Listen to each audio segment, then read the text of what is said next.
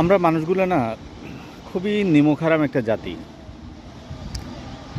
আমরা আমাদের রক্তে, মজ্জায়, অস্থিতে পরিবর্তন, সংস্কার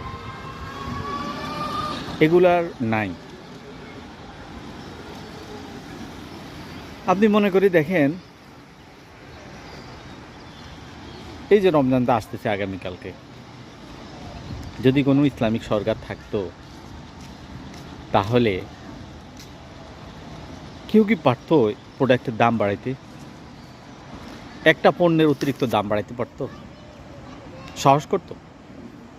করতো না ভাই। এই যে আমরা দুর্নীতির বিষয়ে এত কথা বলি, দুর্নীতি দূর করব, চাঁদাবাজি দূর করব, এসব কথা কতই না বলা হইল, কিন্তু এই দেশের মানুষের রায় দিছে সেই পুরানো অস্তিত্বের ইয়াতে। তো এটা সাফার আপনারা করবেন তো? আপনারা তো কোনোদিন মানুষ হইবেন না ভাই।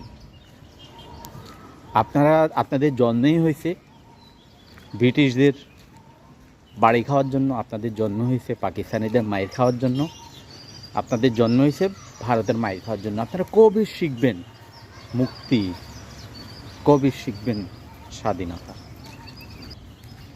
এই যে একটা ফেক স্বাধীনতা আমরা পাইছি, আমরা স্বাধীনতা মুখেই পাইছি, কিন্তু আমাদের চতুর্দিকে জমে থাকা সেই শক্তিটা আমাদের স্বাধীনতা ইতিমধ্যে খাইয়ে বসে আছে। এই মূর্খ চাষাবুসারা কবে মানুষ হবে? আপনাদের কোনো মুক্তি নাই। আপনারা কখনোই সেই পর্যায়ে যাইতেই পারেন নাই, যেই পর্যায়ে চিন্তা করলে আপনি বুঝবেন যে আপনি আসলে কোথায় আছেন। বড় অস্থির, কষ্ট, দুঃখ। আপনাদের কখনোই উন্নতি হবে না। আপনাদের কখনো উন্নতি হবে না। আপনাদের জন্য ইসলামও নাই, আপনাদের জন্য স্বাধীনতাও নাই। ইসলামী শক্তিগুলো আজকে যদি ঐক্যবদ্ধভাবে, ইসলামী শক্তি বলে বাংলাদেশে কিছু নাই, এগুলো ফেক কথা।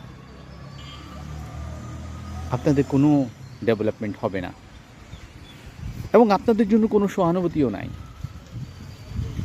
এই জাতির জন্য, এই জাতি যত মারা খাবে সামনে কোনো সহানুভূতি থাকবে না। খুব স্বাভাবিকভাবে নেব আমরা। সঠিক সময়ে সঠিক সিদ্ধান্ত নেওয়ার সামর্থ্য আপনাদের নাই।